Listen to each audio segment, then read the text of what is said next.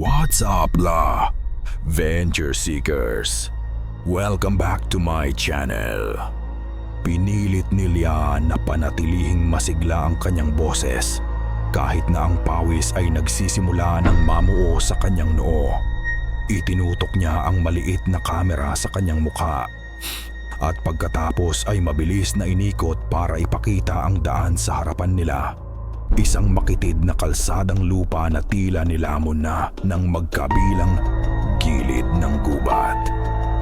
Okay guys, so medyo naligaw yata tayo. Sabi niya na may kasamang pilit na tawa. Our plan was to visit the famous Pintados Festival sa kabilang bayan. But I think our good old ways decided to take us on a new adventure. Di ba Marco? Sa driver's seat, isang iritableng buntong hininga ang pinakawalan ni Marco. New adventure? Lia, kanina pa tayo paikot-ikot dito. Wala nang signal. At kung titingnan mo yung gas, baka dito na tayo magpasko. Huwag kang ang nega dyan. Sabat ni Jen mula sa backseat habang nakadungaw sa bintana. Ang ganda kaya dito. Parang old school. Ang fresh ng hangin.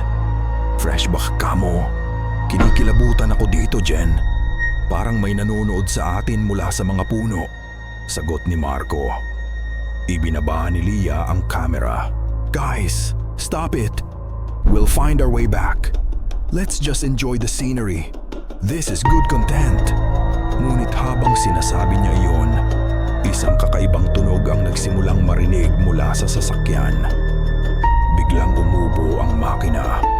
Isang, dalawa, tatlong beses. Isang marahas na yugyog ang gumulat sa kanilang tatlo.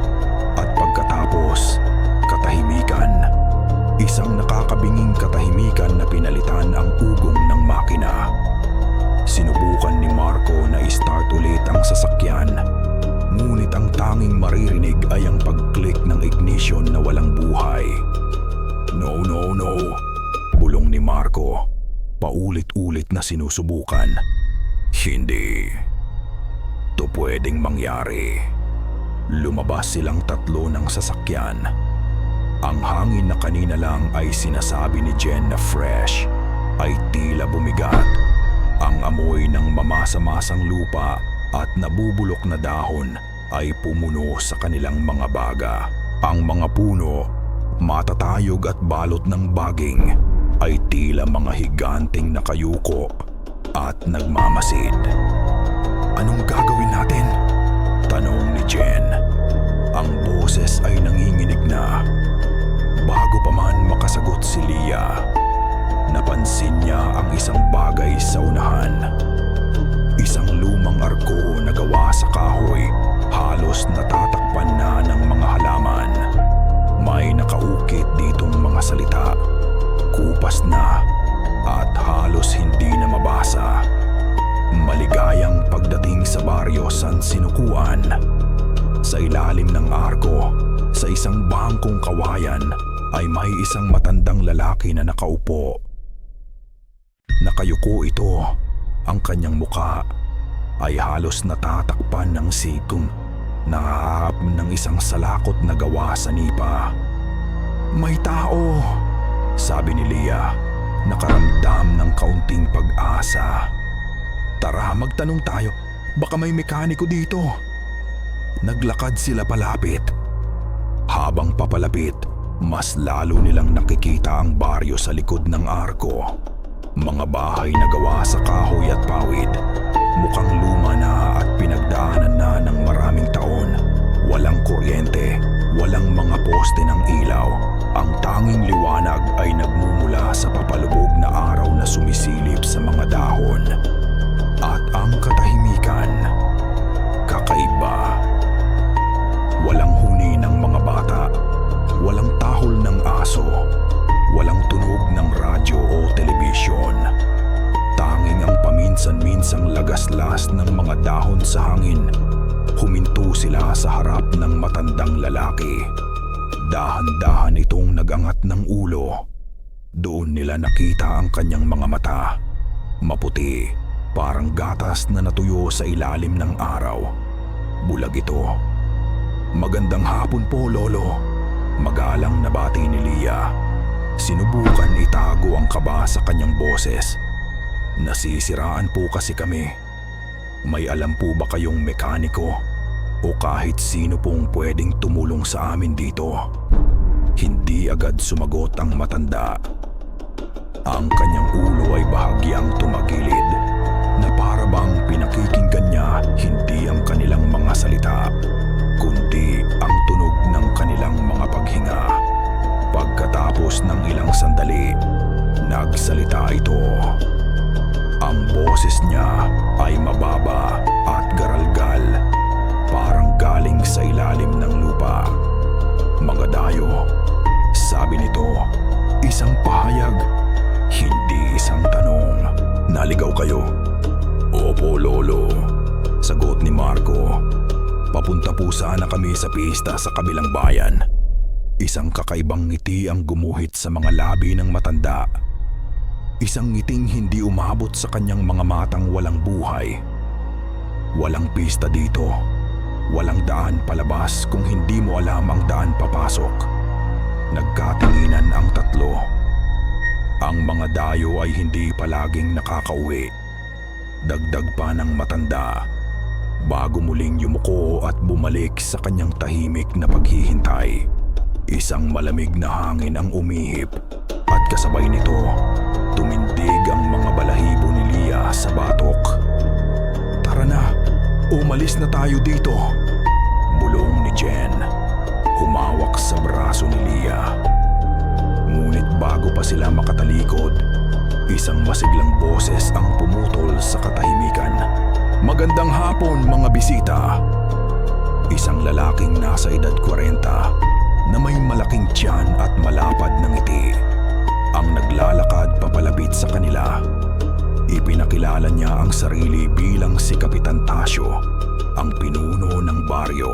Ang kanyang pagiging magiliw ay kabaligtaran ng nakakakilabot na aura ng matandang bulag. "Naku, pasensya na kayo kay Tata Kadyo," sabi ng kapitan.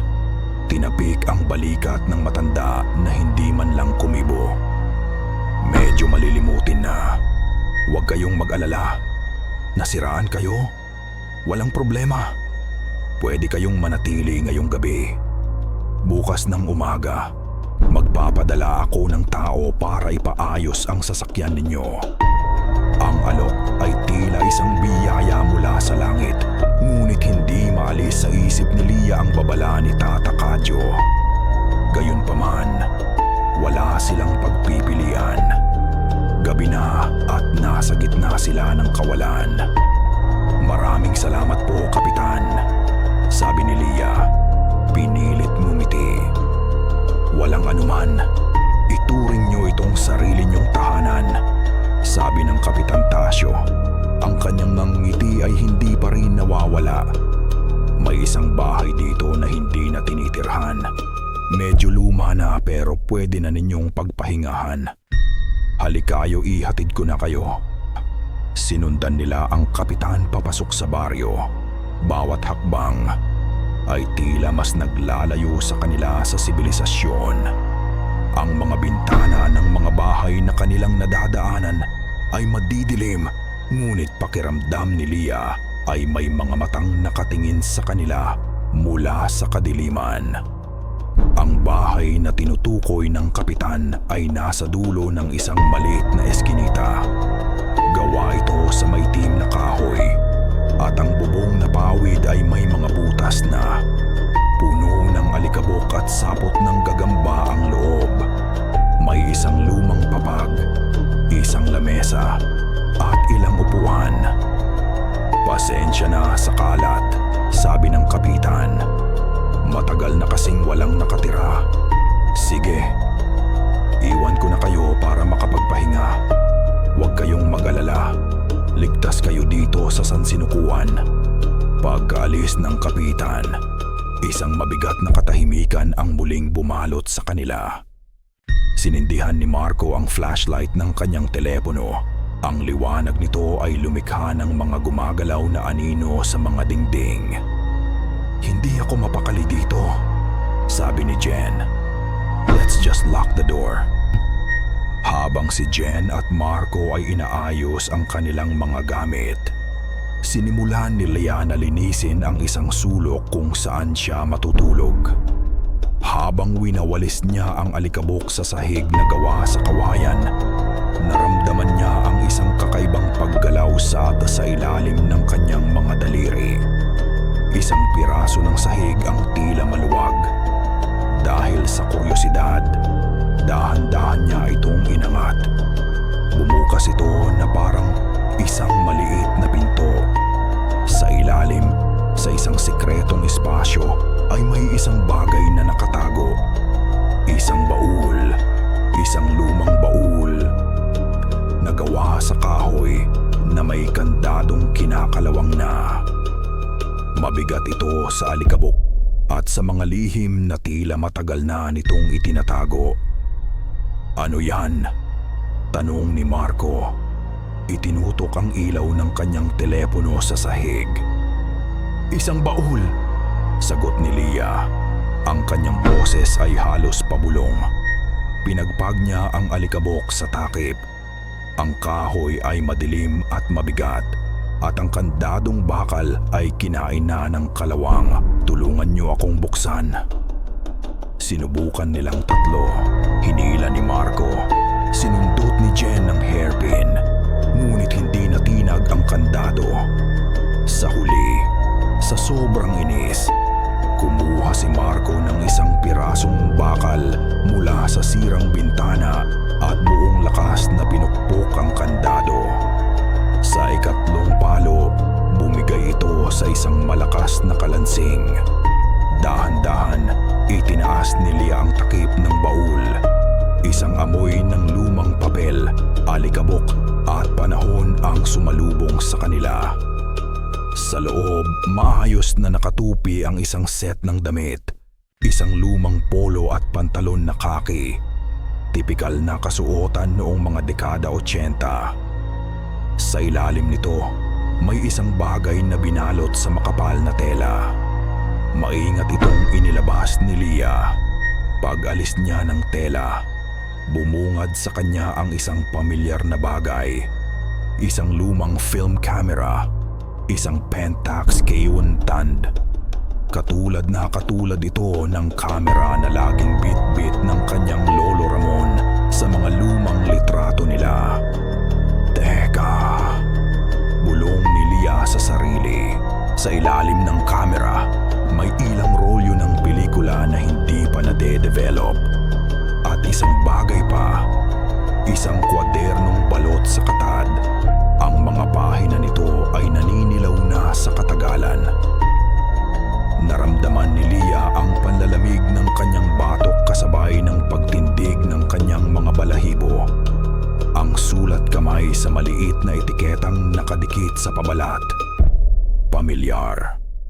Binuklat niya ang unang pahina at doon, sa ilalim ng petsang Aguston ni Cannes, 1989, nakasulat ang pangalan.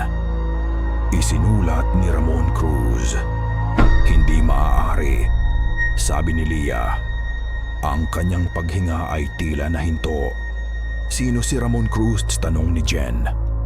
Lolo ko, sagot ni Leah. Ang kanyang mga mata ay hindi maalis sa pangalan. Ang lolo kong nawawala. Ang sabi nila, nagpunta siya sa Visayas para sa isang assignment at hindi na nakabalik. Isang mabigat na katahimikan ang bumalot sa kanilang tatlo.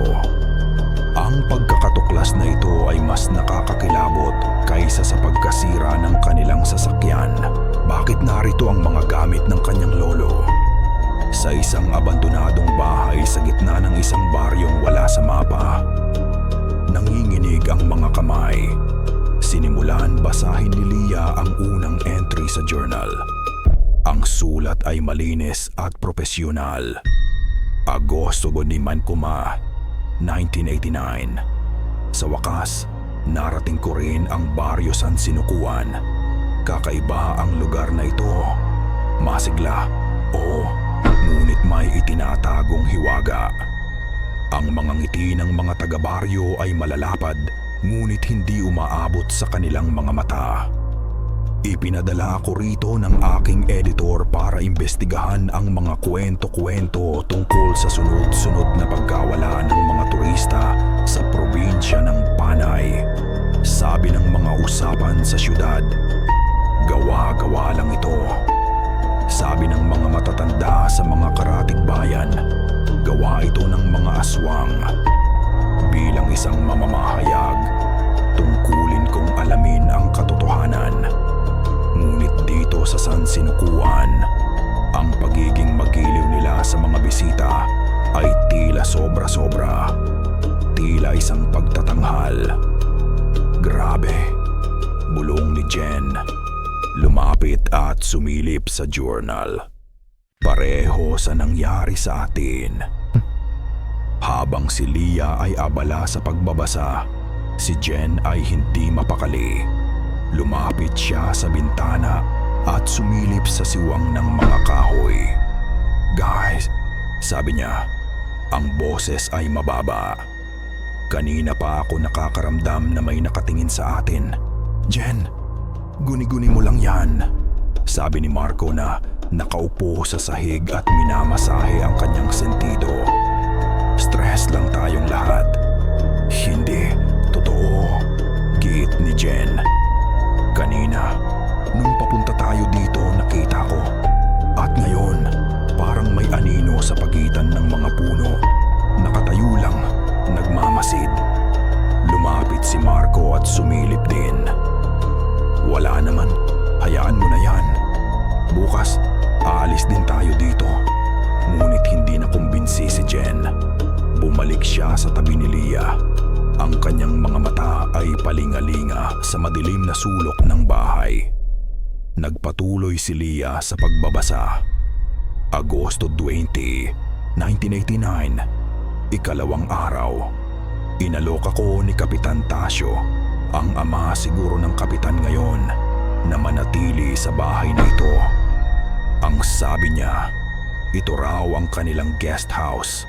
Ngunit sa gabi, naririnig ko ang mga kakaibang tunog, mga kaluskos sa bubong, mga yabag sa labas ng bintana, at ang mga manok, tumitilaok sila sa hating gabi. Isang masamang pangitain ayon sa mga pamahiin. Habang binabasa ni Leah ang huling pangungusap, isang malakas, matinis na tunog ang pumunit sa katahimikan ng gabi. Tilaw, tilaw. Nagkatinginan silang tatlo. Halangi iyan na tatatatato. Nanlalaki ang mga mata. Isang tandang ang tumilaok. Ngunit hating gabi na. Pagkatapos ng tilaok, isang nakakabinging katahimikan ang sumunod. Kahit ang tunog ng mga kuliglig ay nawala. Narinig niyo yon? Nanginginig na tanong ni Jen. Walang nakasagot. Ang kwento mula sa journal at ang nangyayari sa kasalukuyan ay nagsimulang magtagpi sa isang nakakatakot na katotohanan. Kailangan kong tingnan yung sasakyan. Biglang sabi ni Marco, tumayo. Baka may magagawa pa ako, hindi ako matutulog dito hanggang umaga. Marco, huwag na. Pigil ni Leah. Mapanganib sa labas. Mas mapanganib kung mananatili tayo dito. Sagot niya. Kinuha ang flashlight. Sandali lang ako. Ilock niyo ang pinto. Bago pa man sila makaprotesta, binuksan na ni Marco ang pinto at mabilis na lumabas. Narinig nila ang pag-click ng lock habang isinasara ito ni Jen. Lumipas ang 5 minuto, 10 minuto. Ang bawat segundo ay tila isang oras. Si Leah ay nakatitig lang sa pinto habang si Jen ay naglalakad pabalik-balik. 15 minuto. Ang tagal niya, sabi ni Jen. 20 minuto. Sinubukan ni Leah na tawagan ang telepono ni Marco. Nagring ito ng isang beses, pagkatapos ay napunta sa voicemail.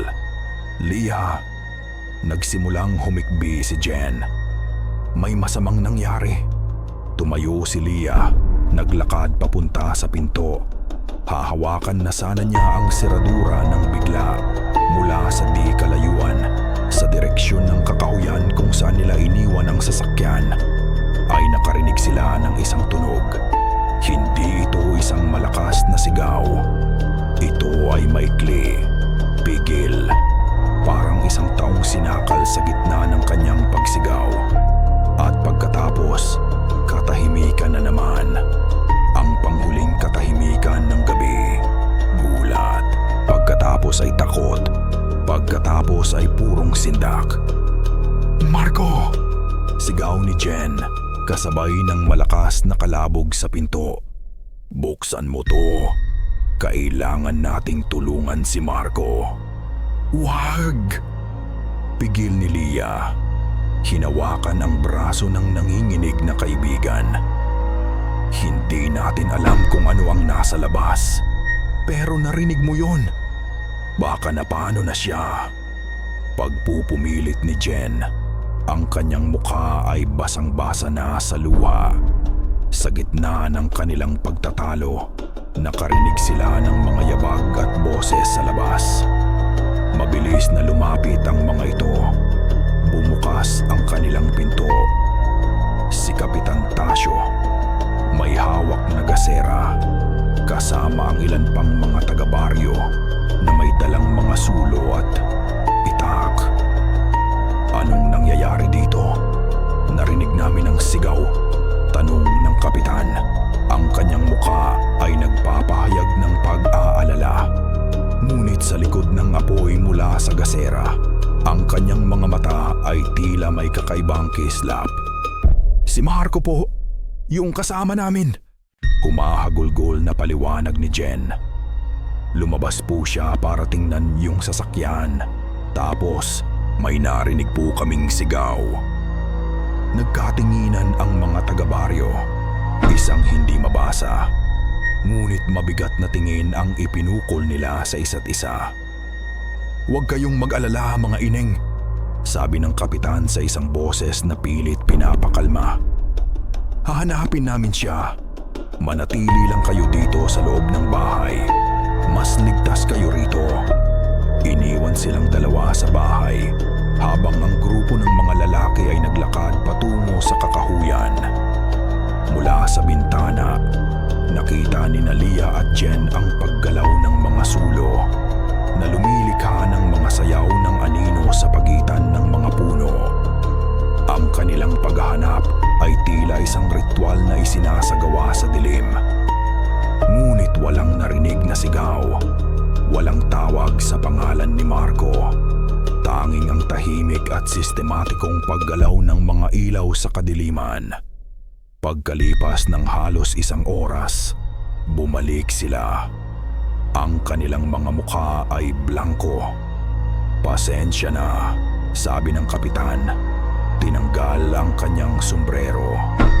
"Nalibot na namin ang lugar. Walang Marco. Baka naman naglakad na siya papunta sa kabilang bayan para humingi ng tulong."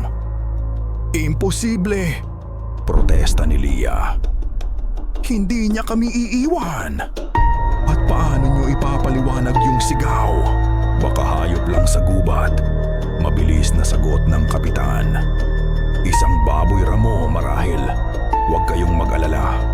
Pagsikat ng araw, mas malinaw nating mahahanap ang mga kaibigan ninyo. Ang pinakamahalaga ngayon ay magpahinga kayo. I-lock ninyo ang pinto. Kami na ang bahala sa labas." Walang nagawa ang dalawang babae kundi tumango. Sa kanilang pag-iisa, ang takot ay tila isang kumot na bumalot sa buong kabahayan. Umupo sila sa sahig, magkayakap. Ang tanging ilaw ay mula sa telepono ni Leah na unti-unti nang nauubusan ng baterya. Para labanan ang antok at takot, kinuha ni Leah ang journal ni Lolo Ramon. Kailangan niya ng sagot. Kailangan niyang malaman kung ano ang nangyari sa lugar na ito. Binuklat niya ang mga susunod na pahina. Agosto 22, 1989. Ilang araw na akong narito. Ang pagiging magiliw ng mga taga-San Sinukuan ay nagsisimula ng maging isang nakakasakal na pagbabantay. Palagi silang may dalang pagkain. Palagi silang nangungumusta. Ngunit sa likod ng kanilang mga ngiti, nararamdaman ko ang kanilang mga mata. Sinusuri. Naghihintay. Kagabi, sinubukan kong maglakad-lakad sa baryo. Nakita ko ang ilan sa kanila na may mga pulang mata na kumikinang sa dilim.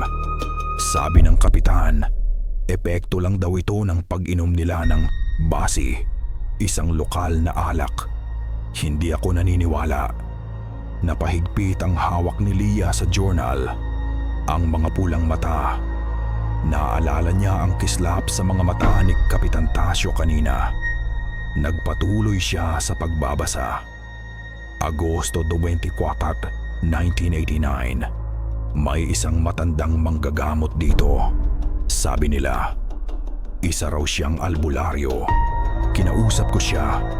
Sa simula, ayaw niyang magsalita. Ngunit nang ipakita ko ang aking intensyon na alamin ang katotohanan, may ibinulong siya sa akin. Isang kasunduan. Isang sinaunang kasunduan sa pagitan ng mga ninuno ng baryo at ng mga hindi katulad natin. Bawat taon, sa panahon ng anihan, kailangan ng handog. Isang buhay na dayo. Kapalit nito ay ang kasaganahan ng kanilang ani at proteksyon mula sa sakit at sakuna. Ito ang dahilan kung bakit ang San Sinukuan ay tila hindi tinatablan ng pagbabago ng panahon. Ito ay isang baryong pinagpala ng kasamaan. Hindi makahinga si Lia. Ang bawat salita ay tila isang suntok sa kanyang sikmura. Isang buhay na dayo. Sila ang handog. Sa tabi niya, humihikbi si Jen. Natatakot ako, Lia. Gusto ko nang umuwi. Makakauwi tayo, Jen. Pangako. Sabi ni Lia, kahit na siya mismo ay hindi sigurado sa kanyang mga salita. Sa sobrang pagod at takot, hindi nila namalayan na sila ay nakatulog na. Ngunit ang kanilang pagtulog ay hindi mapayapa. Nagising si Lia sa isang mahinang kaluskos. Dahan-dahan niyang iminulat ang kanyang mga mata. Madilim pa, mula sa siwang ng bintana, nakita niya ang liwanag ng buwan. Napatingin siya sa paligid. Ang pinto ay nakakandado pa rin. Si Jen ay natutulog pa rin sa tabi niya. Ngunit may mali. May mga anino sa labas ng kanilang bahay. Hindi gumagalaw. Nakatayo lang. Napakarami, tila mga bantay na naghihintay sa kanilang paggising. Hindi sila mga bantay para protektahan sila. Sila ay mga bantay para siguraduhin hindi sila makakatakas. Pinikit ni Lia ang kanyang mga mata. Umaasang ito ay isang masamang panaginip lamang. Ngunit nang muli niya itong imulat, naroon pa rin ang mga anino. At isa sa kanila, ang pinakamalapit sa bintana, ay dahan-dahang lumingon. Sa isang saglit, sa ilalim ng liwanag ng buwan, nakita ni Lia ang dalawang pulang tuldok na nakatitig ng diretso sa kanya. Hindi na siya nakagalaw. Ang takot ay tuluyang nagpa-paralisado sa kanya. Sa tabi niya, biglang napaupo si Jen. Ang kanyang mga mata ay dilat na dilat, ngunit walang buhay. Nakatitig ito sa kawalan, sa isang bagay na tanging siya lang ang nakikita. Lia, bulong ni Jen, ngunit ang boses ay hindi kanya. Ito ay malamig, walang emosyon, at tila nanggagaling sa malayo. Nasa ilalim na siya, sabi ng boses mula sa bibig ni Jen. Hinihintay ka nila. Pagkasabi ng mga katagang iyon, ang katawan ni Jen ay biglang nanghina at bumagsak pabalik sa sahig. Walang malay. Jen! Jen! Gumising ka! Sigaw ni Leah. Niyugyog ang kaibigan. Ngunit si Jen ay hindi kumikibo. Ang kanyang paghinga ay mababaw. Nanginginig sa takot, umatras si Leah palayo. Ang mga salitang iyon, nasa ilalim na siya, hinihintay ka nila. Sino ang nasa ilalim? Sino ang naghihintay? Ang sagot, alam niya, ay nasa iisang lugar lamang. Kinuha niya ang journal ng kanyang lolo. Ang naninilaw na mga pahina nito ang tanging kanlungan niya sa gabing iyon. Inilawan niya ito ng papatapos ng baterya ng kanyang telepono at nagpatuloy sa pagbabasa. Desperadong naghahanap ng paliwanag.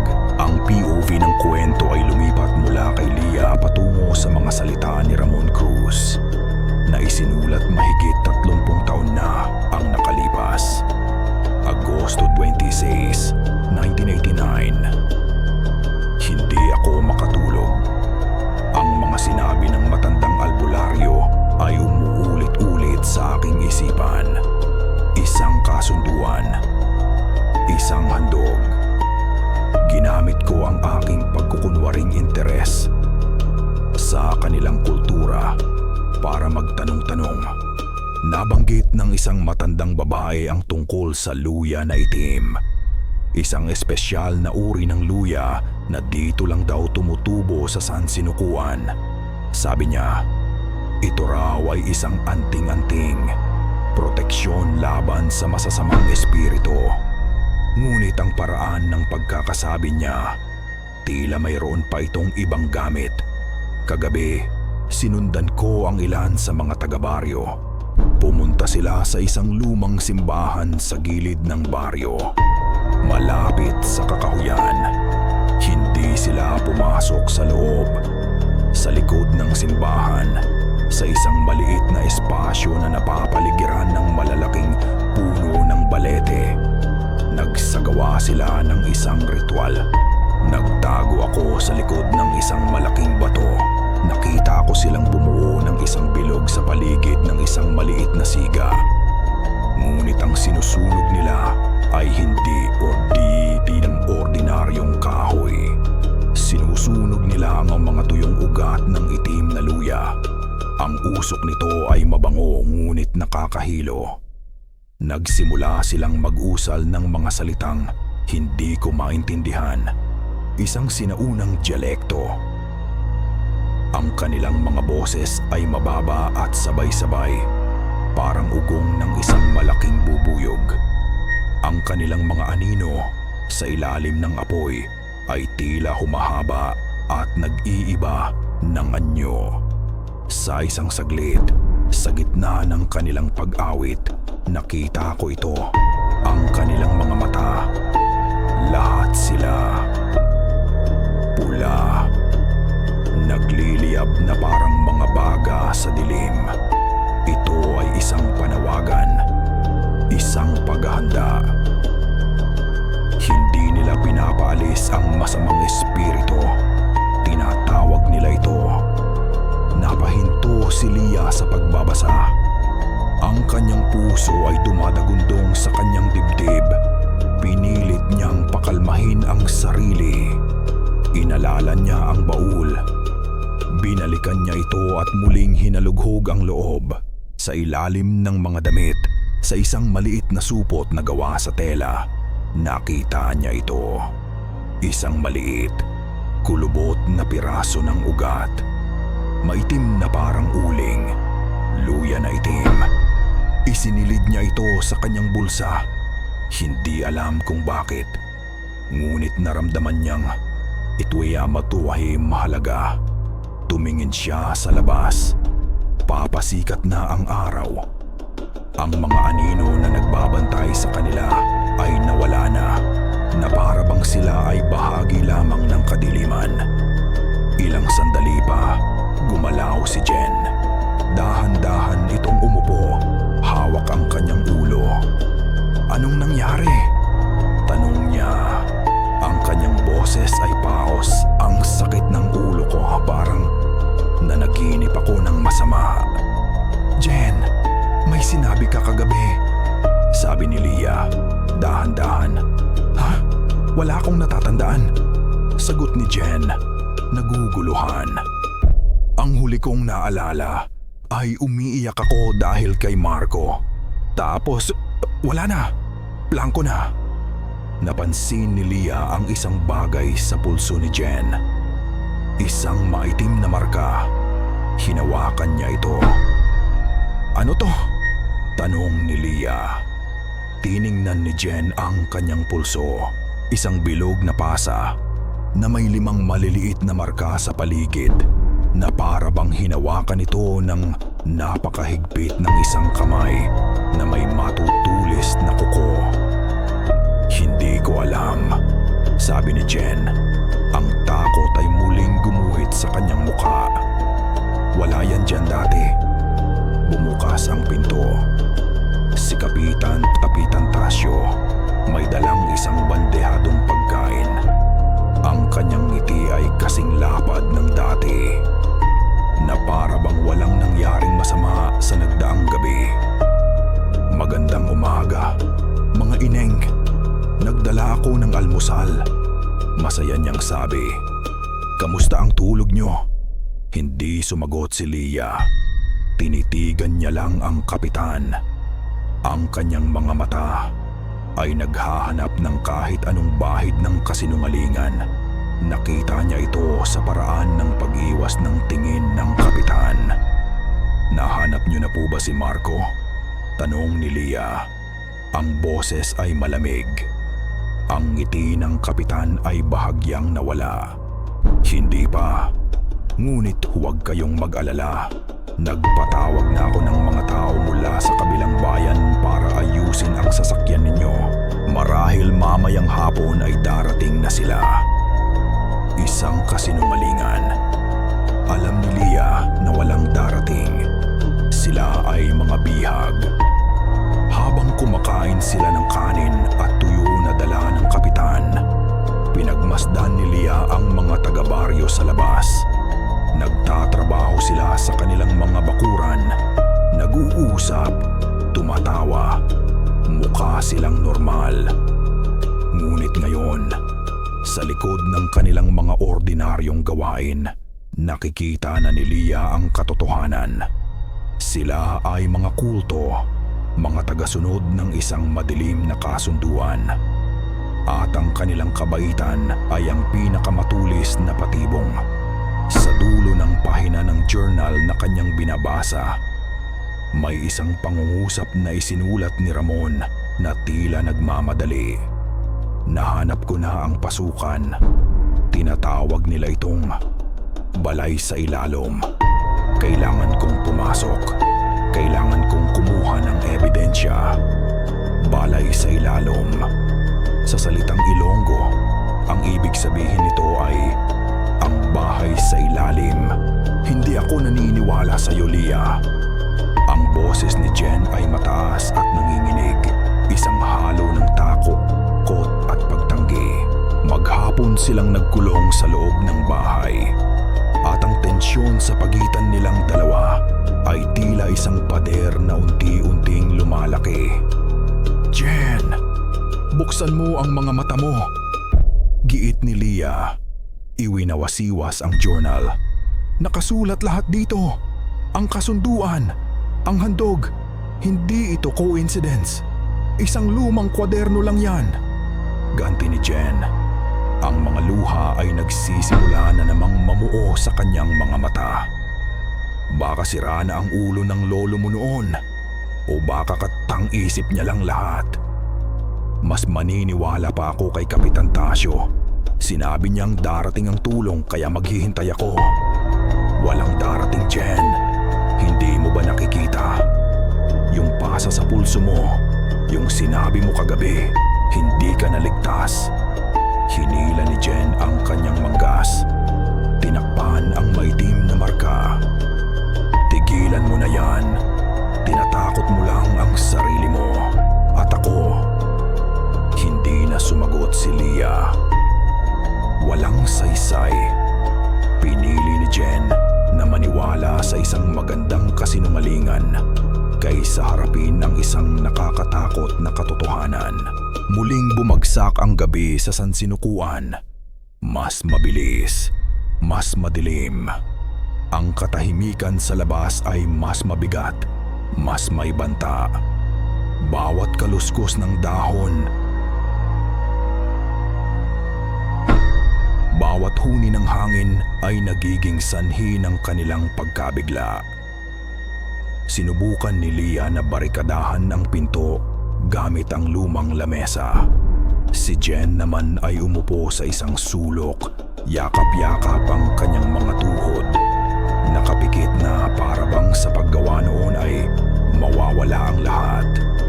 Ilang oras ang lumipas. Ang tanging gumagalaw ay ang anino ng mga puno sa dingding na tinatamaan ng liwanag ng buwan. Pagkatapos, narinig ito ni Leah, isang mahinang kaluskos. Galing sa itaas, galing sa bubong. Napatingala siya. Tumingin siya kay Jen, ngunit mukhang hindi nito narinig. Ang kaluskos ay sinundan ng isang tunog na parang may mabigat na gumagapang sa mga tuyong dahon ng pawid. Jen, bulong ni Leah. Hindi kumibo si Jen. Ang tunog ay huminto, eksakto sa tapat nila. Pagkatapos ay isang kakaibang tunog ang pumalit. Isang tunog ng paghihiwalay, parang pagpunit ng isang basang tela. Dahan-dahang tumayo si Leah at sumilip sa isang butas sa dingding na gawa sa kawayan. Ang kanyang paghinga ay nahinto sa kanyang lalamunan. Sa labas, sa ilalim ng malamlam na liwanag ng buwan, nakita niya ito. Isang nilalang. Nakatayo ito sa bubong ng katapat na bahay. Mula sa baywang pababa, mukha itong ordinaryong babae. Ngunit ang itaas na bahagi ng katawan nito ay wala. Pagtingala niya, nakita niya ang karugtong. Lumilipad. Isang ulo na may mahabang buhok na nakalaylay. Isang katawan na may lamang loob na nakabitin. At dalawang dambuhalang pakpak na parang sa paniki na pumapagaspa sa hangin. Isang manananggal. Ang lumilipad na kalahati ay dahan-dahang lumapag sa bubong ng kanilang bahay. Narinig ni Leah ang pagyuko ng pawid dahil sa bigat nito. Ang tunog ng paggapang ay bumalik, mas malakas, mas malapit. Leah, ano yon? Nanginginig na tanong ni Jen. Sa wakas ay narinig na rin ang ingay. Bago pa man makasagot si Leah, isang malakas na kalabog ang yumanig sa kanilang bubong. Sinundan ito ng isang tunog na parang kuko na kumakaskas sa kahoy. Hinila ni Leah si Jen. Sa ilalim! Bilis! Nagtago sila sa ilalim ng papag sa pinakaloob na sulok. Tinakpan nila ang kanilang mga bibig para pigilan ang anumang tunog na maaaring lumabas. Mula sa kanilang pinagtataguan, nakita nilang may tumutulo mula sa butas-butas na bubong. Hindi ito tubig ulan. Ito ay isang maitim, malagkit at mabahong likido na dahan-dahang pumapatak sa sahig na kawayan. Ganda, narinig nila ang isang mahinang, sumisitsit na tunog mula sa itaas at pagkatapos ay isang bagay na mahaba at payat ang lumusot sa isa sa mga butas. Isang dila. Isang napakahabang dila na gumagalaw-galaw na parang ahas. Hinahanap sila sa dilim. Hindi na napigilan ni Jen ang sarili. Isang pigil na hikbi ang kumawala sa kanya. Ang dila ay biglang huminto at dahan-dahan gumalaw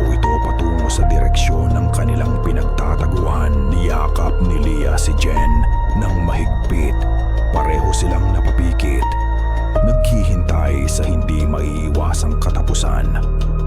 Ang bawat segundo ay isang walang hanggang pagdurusa. Ngunit ang dila ay hindi umabot sa kanila. Pagsikat ng araw, kasabay ng unang tilaok ng isang tunay na tandang, ang lahat ng ingay sa bubong ay biglang nawala. Na para bang ang nilalang ay natunaw sa unang sinag ng liwanag. Nananatili sila sa ilalim ng papag ng ilang minuto pa. Hindi makapaniwala na sila ay buhay pa. Nanginginig, gumapang sila palabas.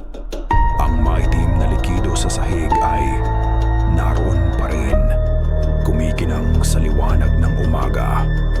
Tumingin si Lia sa paligid. Ang pinto na kanilang binarikadahan ay nakabukas ng bahagya. At si Jen, wala na si Jen. Sa sahig kung saan ito nakaupo kanina, naiwan ang kanyang telepono. Ang screen nito ay bukas pa, nagliliwanag.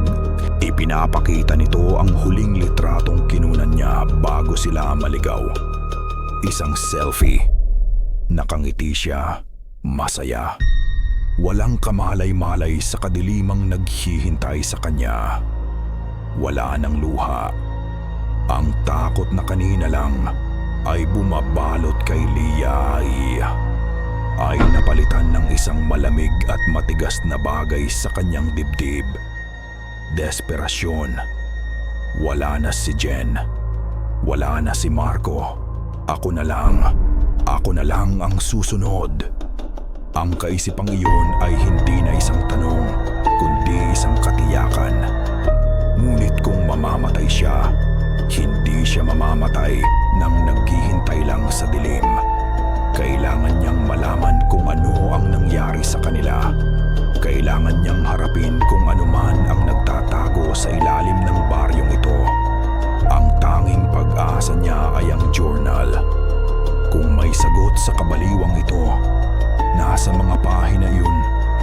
Muli niyang binuklat ang kwaderno. Hinahanap ang huling entry na kanyang nabasa. Balay sa ilalom. Ang bahay sa ilalim. Nagpatuloy siya sa pagbabasa. Ang mga huling pahina ng journal ni Ramon ay iba na.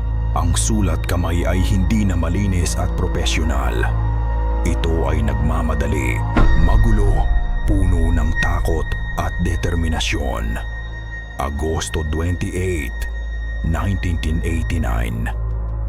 Alam ko na kung nasaan ito.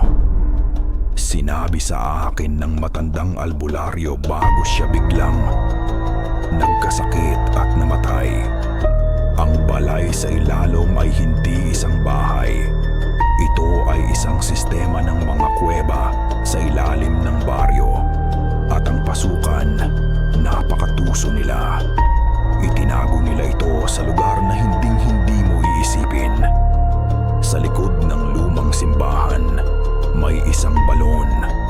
Isang tuyong balon na matagal nang hindi ginagamit. Iyon ang bunganga ng impyerno. Papasok ako ngayong gabi.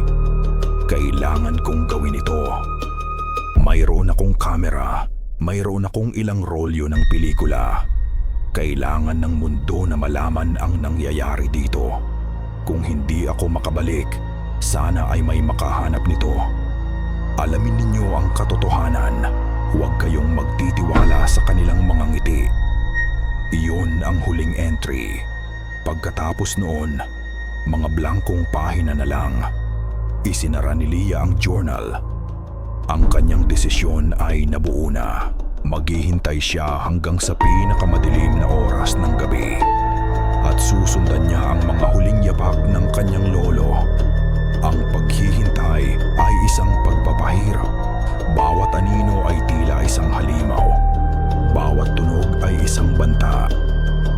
Nang sa wakas ay humating ang gabi at ang buwan ay tinakpan ng makakapal na ulap, alam ni Lia na oras na.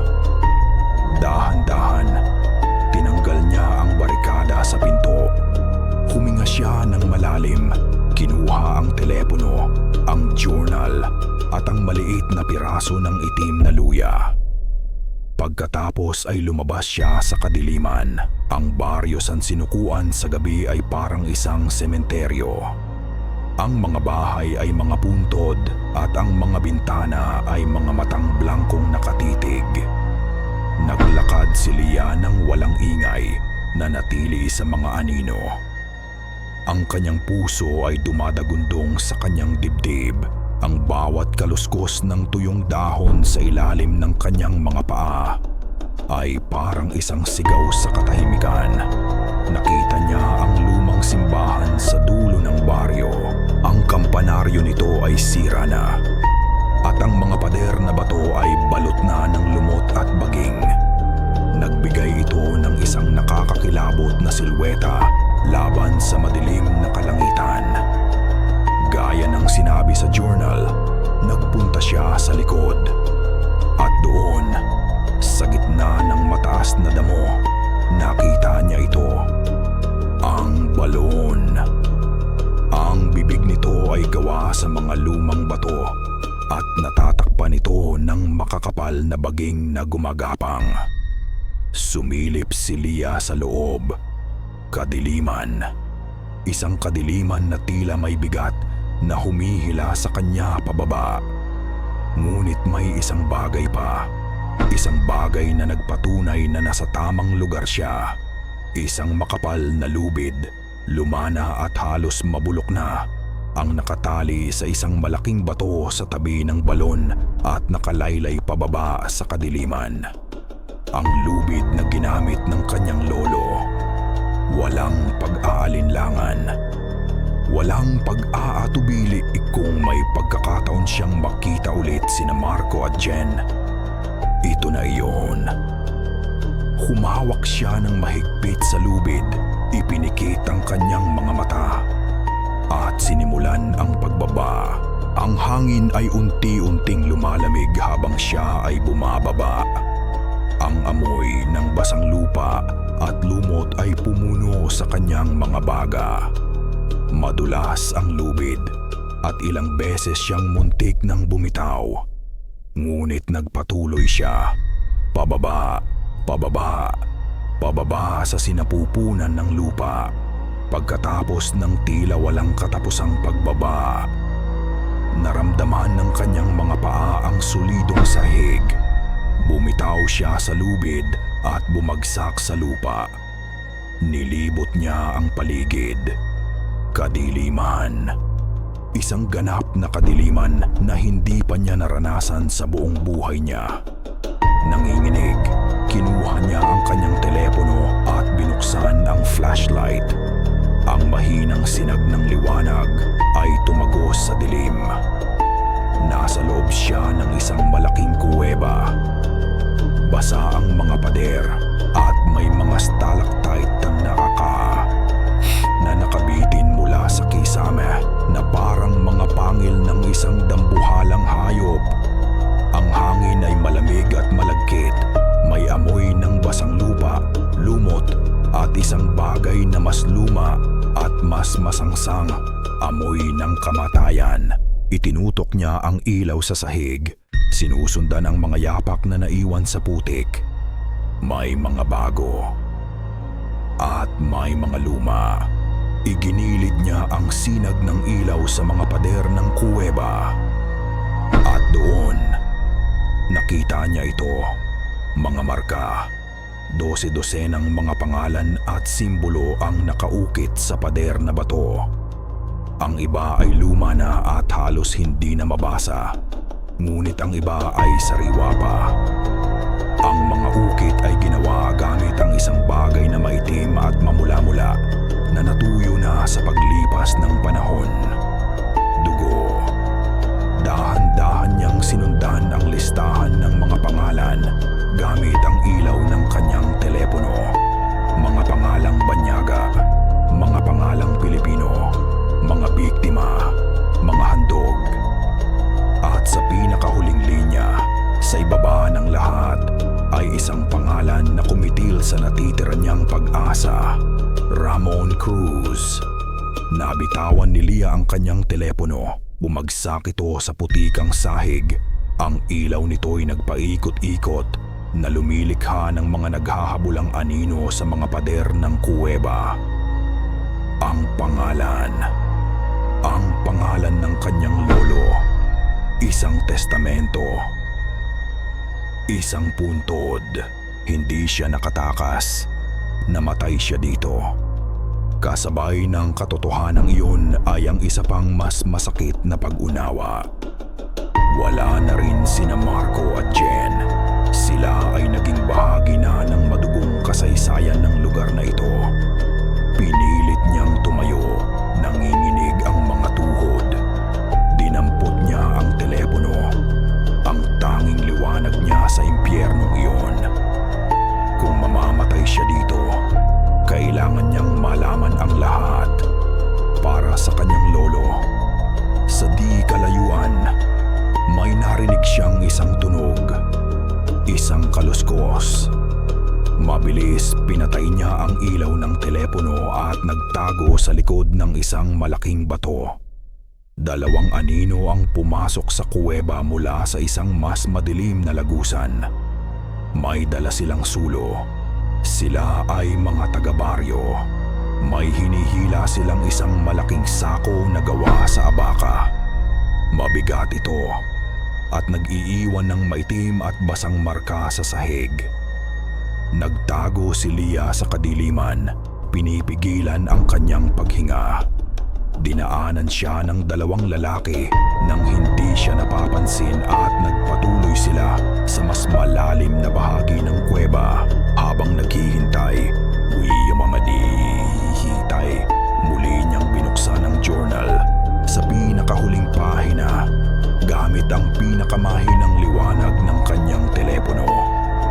May mga sulat pa pala sa likod, mga sulat na halos hindi na mabasa dahil sa mga patak ng tubig o luha o dugo. Mali ako, nakasulat dito. Ang mga letra ay nanginginig. Hindi ang kapitan, hindi ang mga taga-baryo. Sila ay mga taga-sunod lamang. May isang nagbabantay, isang pastol para sa kanyang kawan. Siya ang pumipili. Siya ang nagpapasya kung sino ang karapat-dapat na nambagoy kiti ang madasidid di mapapahaba na maging handog. Akala ko mabuti siya. Akala ko tinutulungan niya ako. Ang kanyang mga babala, hindi iyon mga babala. Iyon ay mga pagsubok. Ang dayo na hindi nakikinig. Ang dayo na nagpapakita ng pagsuway o pagdududa. Sila ang kinukuha. Ang kanyang pagkabulag, isa itong pagkukunwari. Isang maskara para pagtakpan ang kanyang tunay na nakikita. Isang malamig na takot ang gumapang sa gulugod ni Lia. Naalala niya ang unang taong nakita niya sa baryo. Ang matandang lalaking bulag, ang kanyang mga kakaibang salita. Ang mga dayo ay hindi palaging nakakauwi. Hindi iyon isang babala. Iyon ay isang pangako. Pinagpatuloy niya ang pagbabasa sa huling mga salita na naisulat ng kanyang lolo.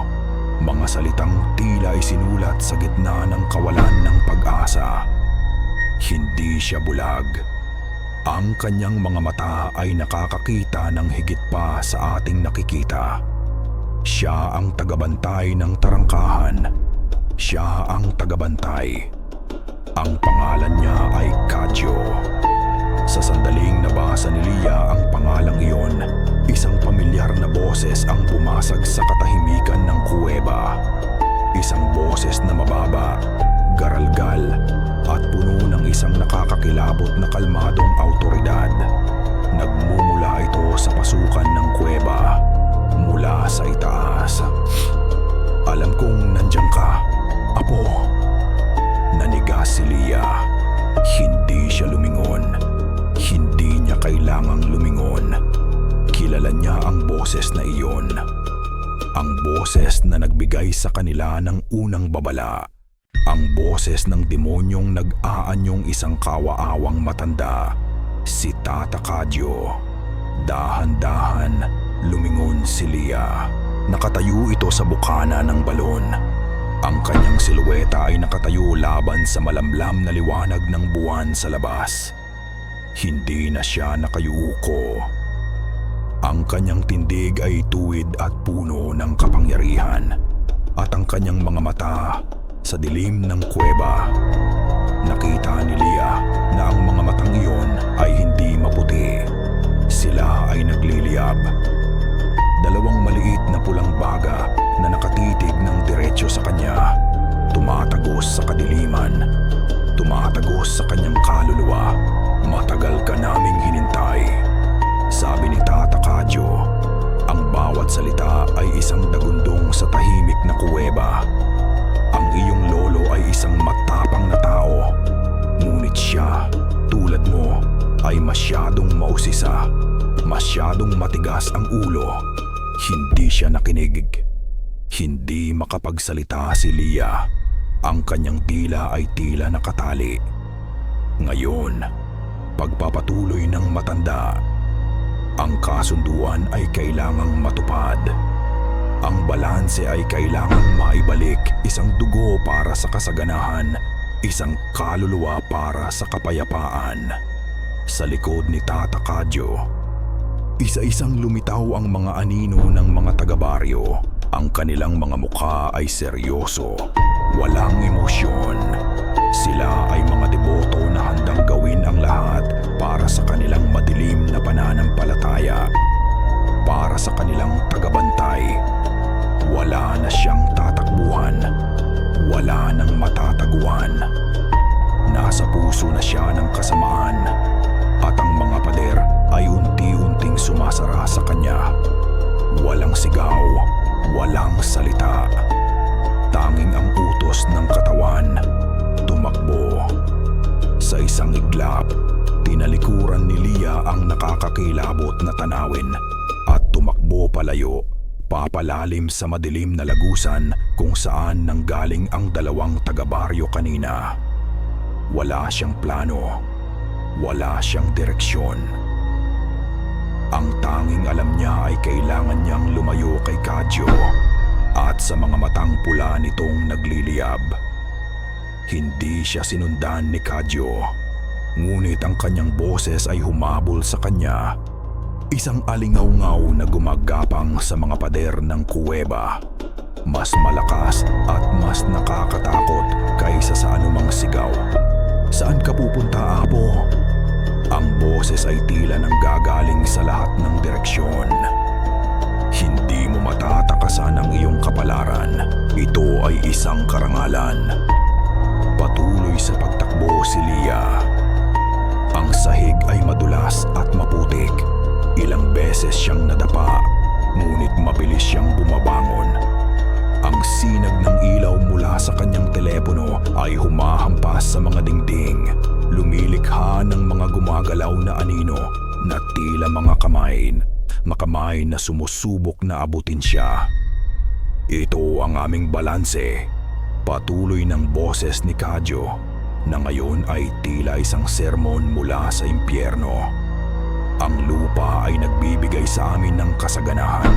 Ang aming mga pananim ay hindi namamatay. Ang aming mga anak ay hindi nagkakasakit. Kapalit ng mga biyayang iyon, humihingi ang lupa ng handog, isang pagbabayad utang, isang banal na kasunduan. Ang bawat salita ay parang mga bato na bumabagsak sa kanyang likuran.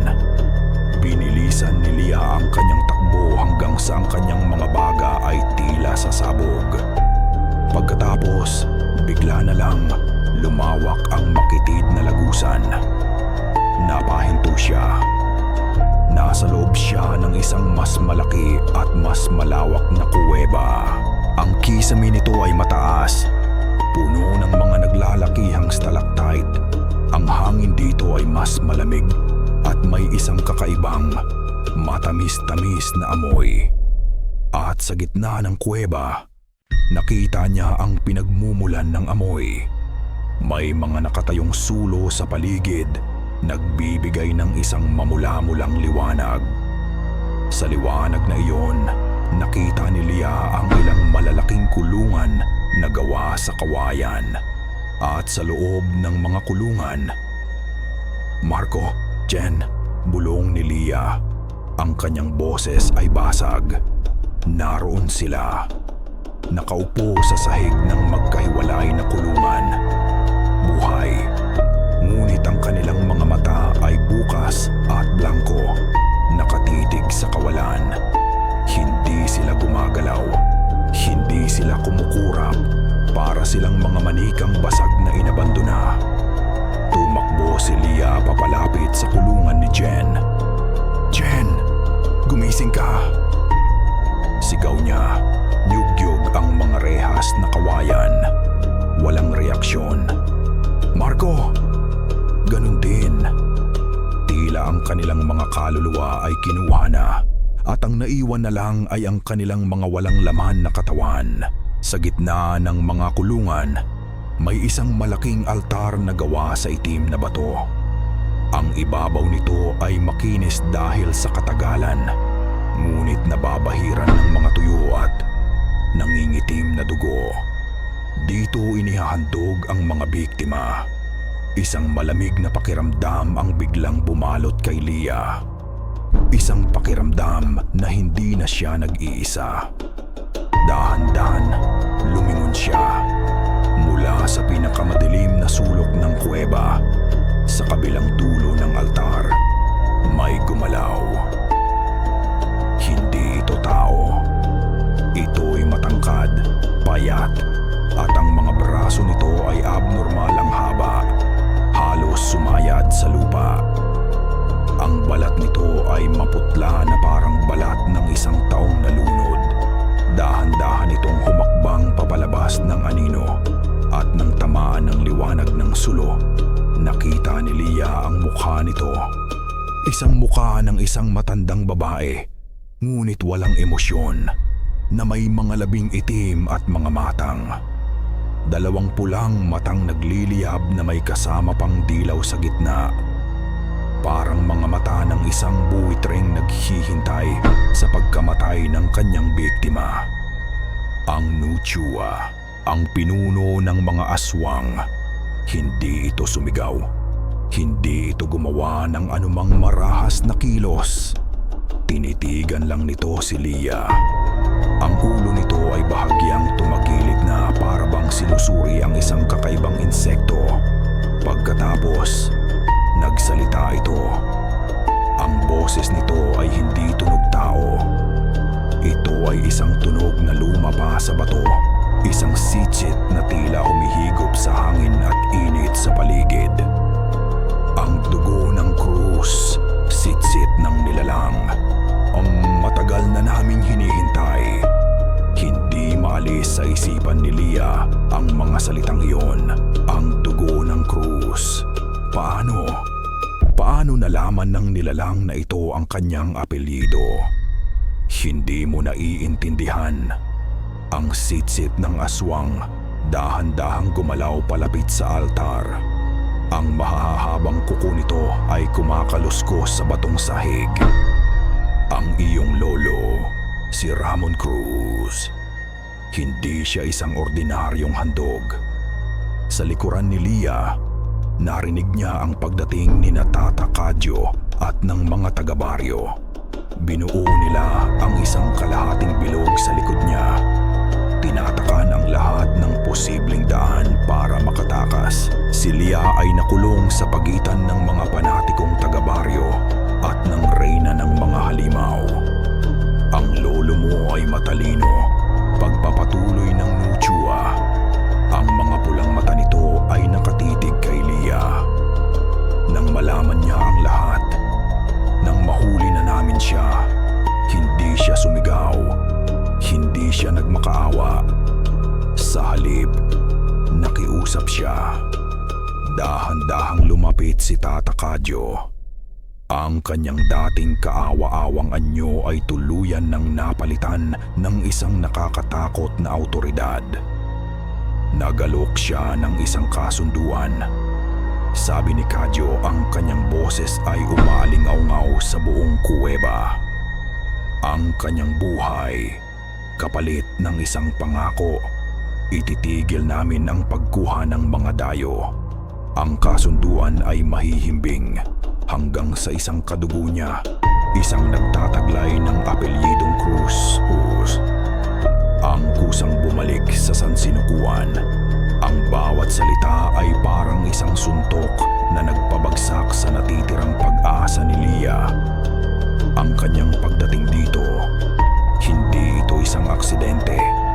Ang pagkasira ng kanilang sasakyan, hindi ito nagkataon. Ang pagkakahanap niya sa journal, lahat ay bahagi ng isang plano.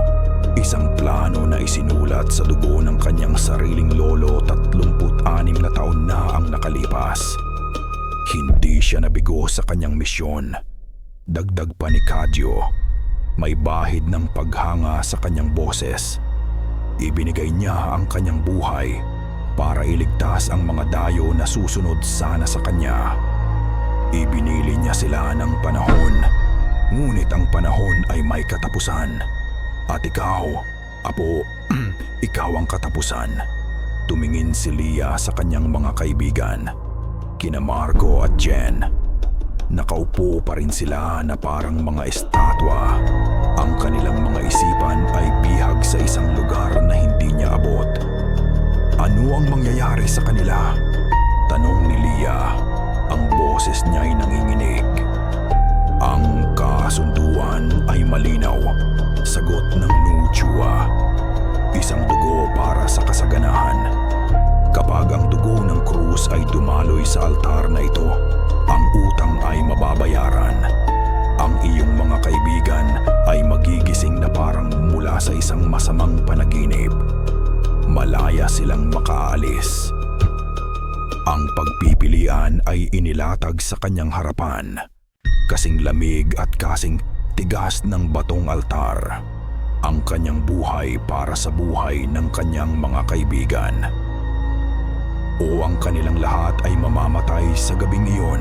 Ang bigat ng sakripisyo ng kanyang lolo ay biglang bumagsak sa kanyang mga balikat. Hindi ito namatay bilang isang biktima.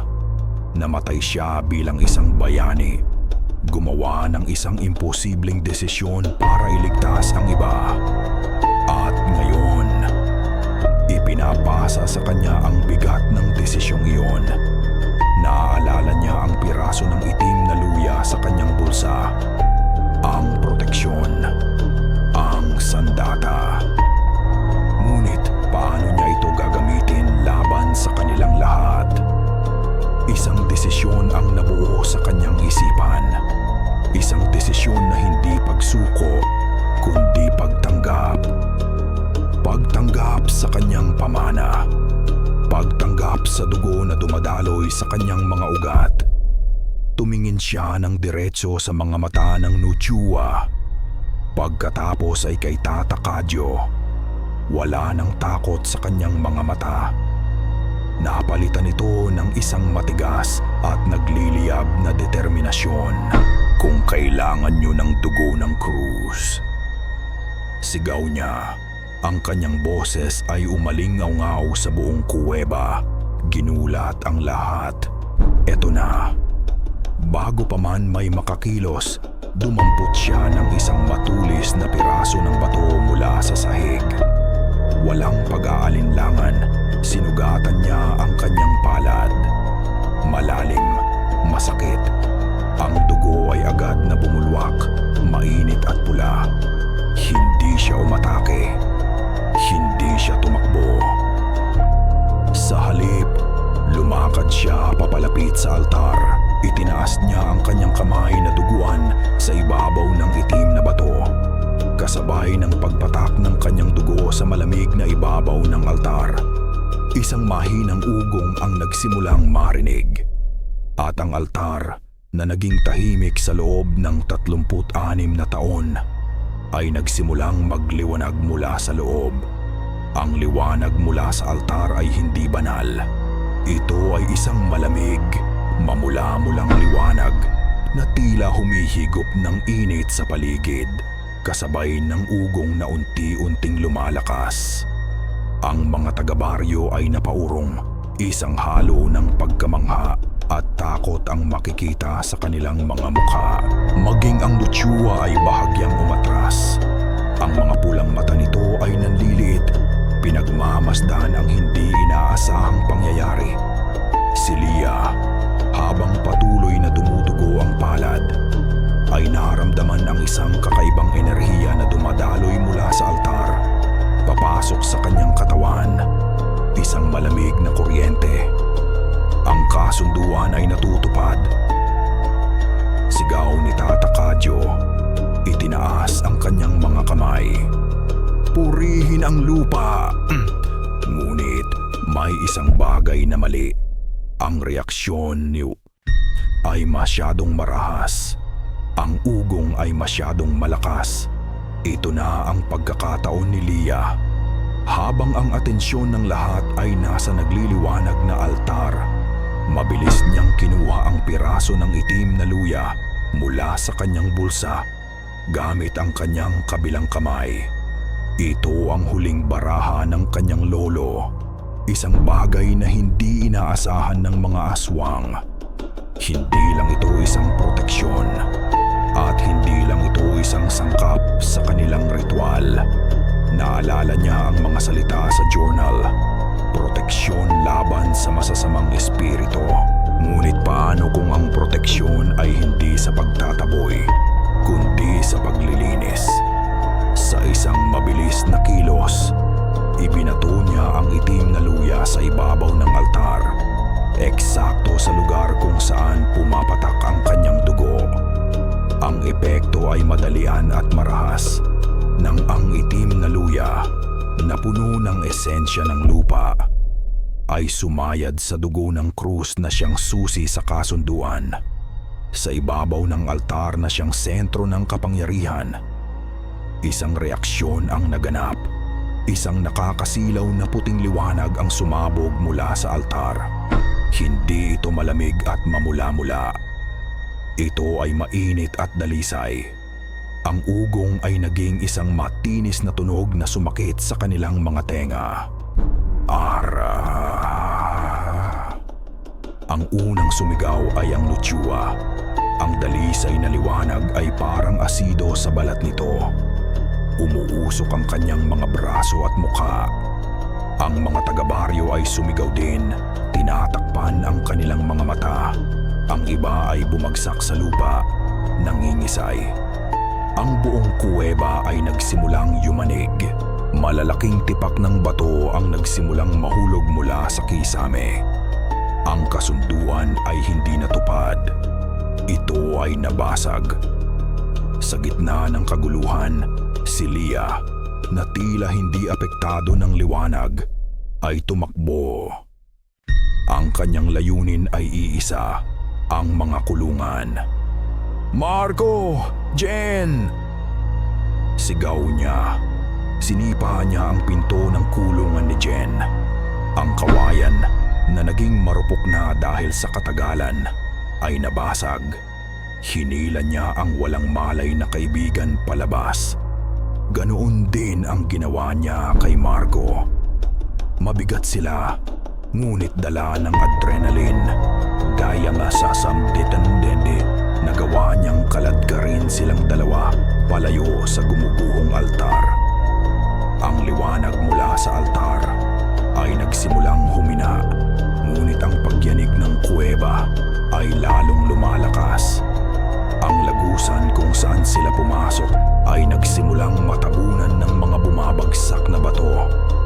Hindi! Sigaw ni Tata Kadyo. Ang kanyang mukha ay puno ng galit. Hindi na isang kalmadong pinuno, kundi isang nasisiraang propeta. Sinira mo ang lahat. Ang sumpa ay babalik. Mamamatay tayong lahat. Sinubukan nitong sugurin si Lia, ngunit isang malaking bato ang bumagsak sa pagitan nila.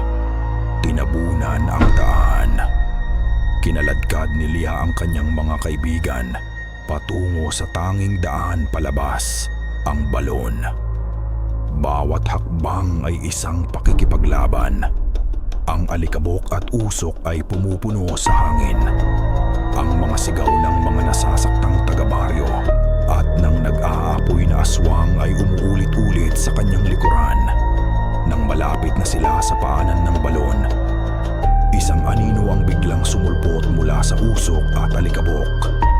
Ang Nuchua.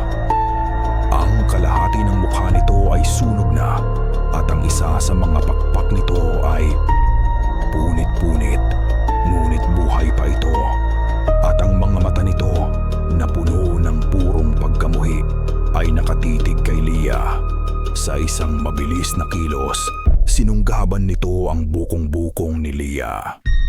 Ang mga kuko nito ay bumaon sa kanyang balat na parang mga patalim. Hindi ka makakaalis. Ang garalgal na sigaw ng aswang, hinila si Leah pabagsak sa putik. Bumaon ang mga kuko ng Nuchua sa laman ni Leah. Isang matinding sakit ang gumapang sa kanyang buong binti. Ngunit nilabanan niya ito. Nakahiga sa putik, sinipa niya ng buong lakas ang mukha ng aswang gamit ang kanyang kabilang paa. Umalingaw-ngaw ang isang hindi makataong sigaw sa kuweba. Bahagyang lumuwag ang pagkakahawak nito. Iyon lang ang kailangan ni Leah. Mabilis siyang gumapang palayo. Kinaladkad ang kanyang sarili patungo sa lubid na nakabitin mula sa balon. Ngunit hindi pa tapos ang aswang.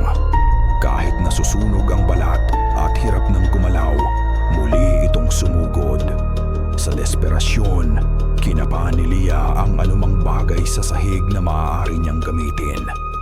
Ang kanyang mga daliri ay may nahawakan, isang bagay na matigas at metal. Ang kamera ng kanyang lolo. Nahulog pala ito mula sa kanyang bulsa. Walang pag-aalinlangan, ipinukpok niya ang mabigat na Pentax K1000 sa kamay ng aswang na nakahawak sa kanya. Isang beses, dalawang beses, sa iatong damatinas sa ikatlong palo, kasabay ng tunog ng nababasag na buto, bumitaw ang Nuchua. Sa sandaling iyon, isang bagay na mahiwaga ang nangyari. Isang sinag ng liwanag ang tumagos mula sa bukana ng balon sa itaas. Hindi ito ang malamig na liwanag ng buwan. Ito ay mainit, ginintuan. Ang unang sinag ng bukang liwayway.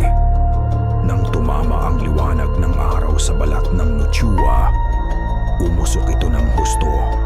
Sumigaw ito sa matinding sakit, hindi dahil sa mga sugat na natamo, kundi dahil sa liwanag na parabang lason sa kanyang pagkatao. Ito na ang pagkakataon nila. Leah, bilisan mo! Isang boses. Nagulat si Leah. Si Marco. Gising na siya. Ang mga mata niya ay puno pa rin ng pagkalito, ngunit may determinasyon na. Ang pagkasira ng altar ay tila pumutol sa kung anuman ang kumukontrol sa kanilang isipan. Tinulungan ni Marco si Leah na tumayo. Mabilis nilang itinali ang walang malay pa ring si Jen sa likod ni Marco gamit ang piraso ng lubid na nakakalat.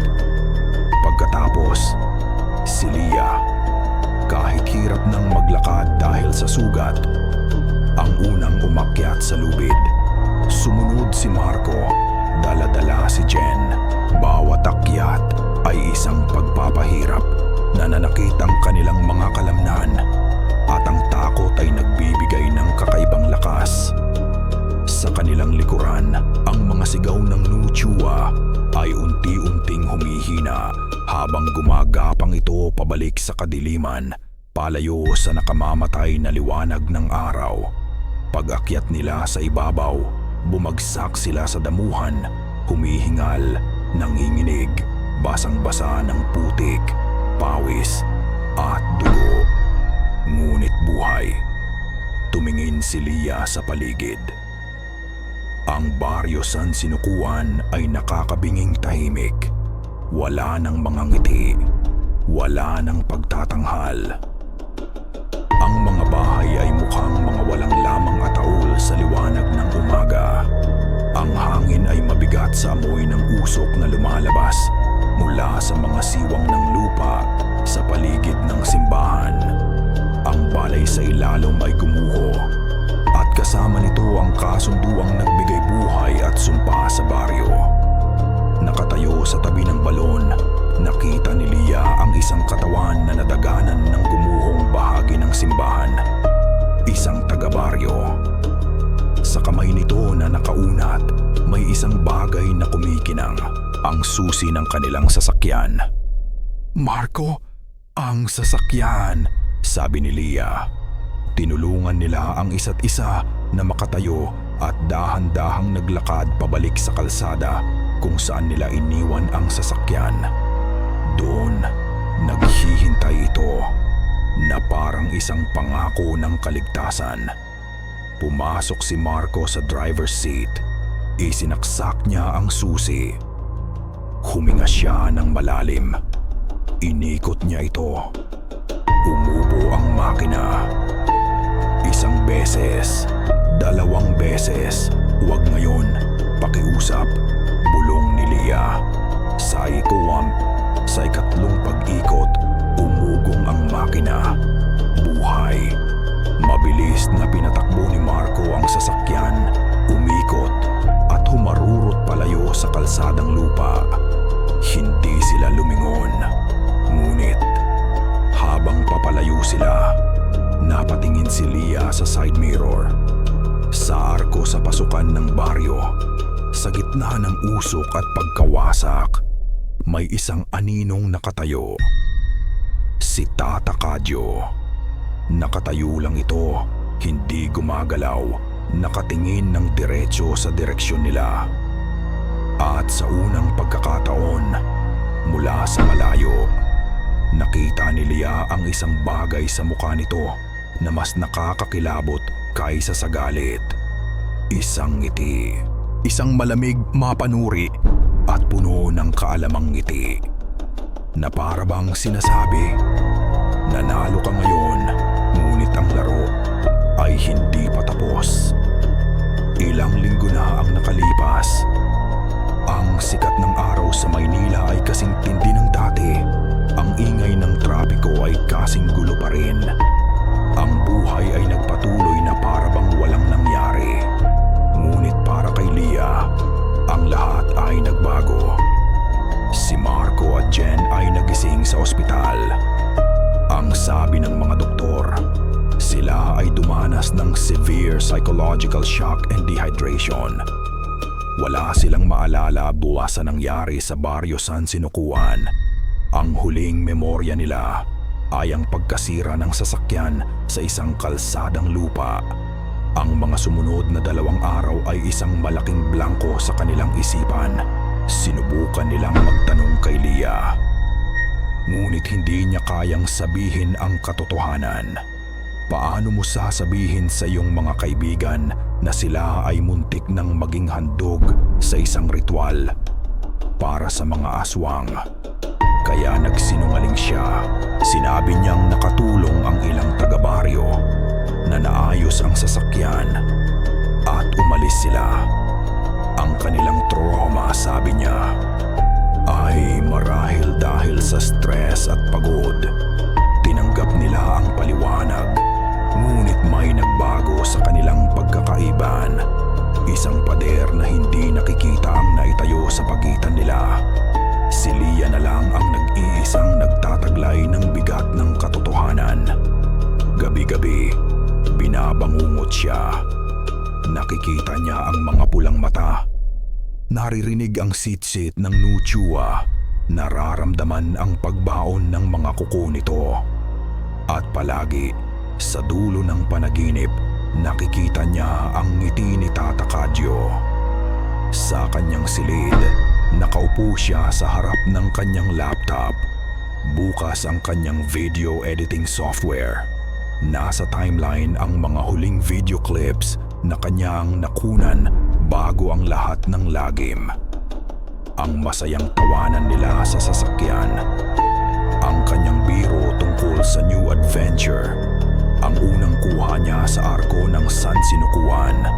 Sinimulan niyang i-edit ito. Gagawa sana siya ng isang bagong vlog, isang kwento ng paglalakbay na naging isang bangungot. Ngunit habang tinitingnan niya ang mga imahe, isang malamig na pakiramdam ang gumapang sa kanya. Ang mga kwento ay may kapangyarihan. Naalala niyang sinabi minsan ng kanyang lolo, kapangyarihang magbigay inspirasyon at kapangyarihang magbigay buhay sa kadiliman.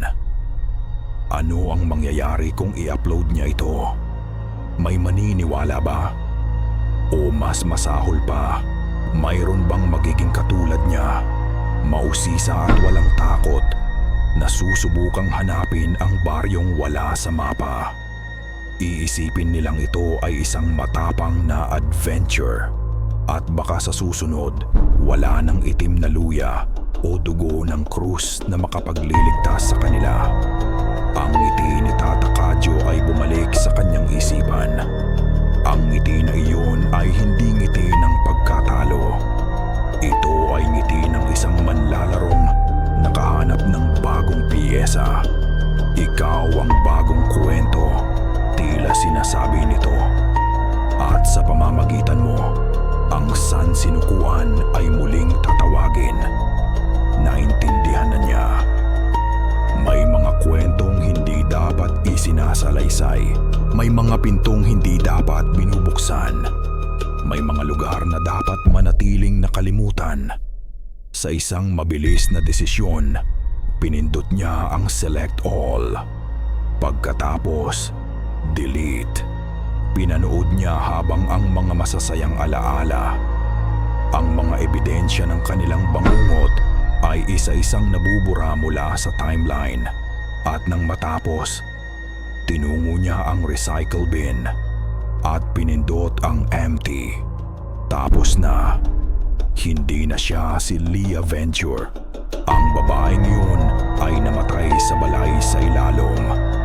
Tumayo siya at kinuha ang journal ng kanyang lolo mula sa kanyang mesa. Binuklat niya ito sa huling pahina kung saan may sulat. At pagkatapos ay binuklat pa ang mga sumunod na blankong pahina. Kumuha siya ng panulat. Sa ibabaw ng isang bagong pahina, nagsimula siyang magsulat. Hindi para sa YouTube, hindi para sa views, para sa sarili niya, para sa alaala ng kanyang lolo, at para sa susunod na maaaring maligaw. Isinulat niya ang lahat. Ang bawat detalye, ang bawat takot. Hindi na siya binasingan na siya isang vlogger na naghahanap ng content. Siya na ngayon ang bagong tagapag-ingat ng kwento. Ang tagapagmana ng sakripisyo at bigat ng kanyang pamilya. Ito ang kanyang sumpa. Ito ang kanyang tungkulin. Habang siya ay nagsusulat, umilaw ang screen ng kanyang telepono sa tabi niya. Isang notifikasyon. Isang bagong komento sa pinakaunang video na in-upload niya sa kanyang channel. Isang video tungkol sa kanyang paglalakbay sa vegan. Ang komento ay mula sa isang user na may kakaibang pangalan, Tagabantay. Ang laman ng komento ay simple, ngunit sapat na para manlamig ang dugo sa kanyang mga ugat at tumindig ang lahat ng balahibo sa kanyang katawan. Magandang kwento, pero mas maganda ang mga kwento sa baryo San Sinukuan. Hinihintay ka naming bumalik.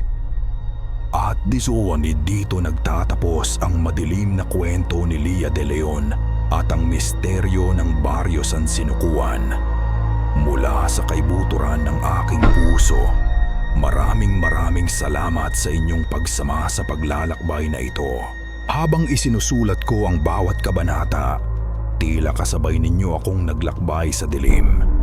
Naramdaman ko ang takot ni Leah, ang bigat ng bawat desisyon, at ang lamig ng mga lihim ng San Sinukuan.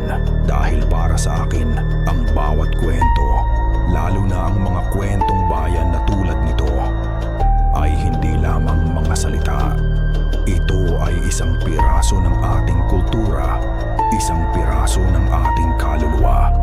Higit pa sa pananakot, ang istoryang ito ay isang paggunita sa bigat ng pamanang iniwan sa atin at sa mga sakripisyong hindi natin nakikita. Ito ay tungkol sa kapangyarihan ng mga kuwentong pinipili nating isalaysay at ng mga kwentong mas mabuti pang manatili na lamang sa dilim. Isang paalala na mayroong karunungan sa mga sinaunang babala at may mga hiwagang dapat nating igalang. Ngayon, nais ko namang marinig ang inyong tinig. Ano ang inyong naramdaman? Anong bahagi ng kwento ang tumatak sa inyong isipan? Huwag kayong mag-atubiling ibahagi ang inyong mga saloobin sa comment section. Hanggang sa ating susunod na kwentuhan, mag-ingat kayo palagi at laging pakinggan ang mga bulong